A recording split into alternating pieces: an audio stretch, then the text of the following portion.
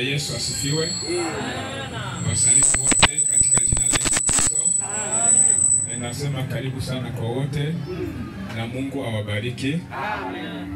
Tuna shukrani kubwa tena kupatikana mbele za Mungu ambapo tumepata nafasi na kibali tena kuweza kuja kumwabudu. Jina la Bwana libarikiwe sana.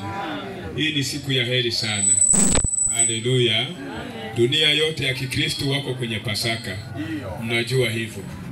Na hata wengine wote wa Kristo wenyewe wamefikia hiyo ngazi kabisa ya kuweza kujipanga kwa kufanya hii sherehe, wanaendelea tu. wamekuwa kwenye maombi wiki hii yote na wanaendelea kufanya maombi ili kuweza kuingia kwenye Pasaka hadi kufika kufanya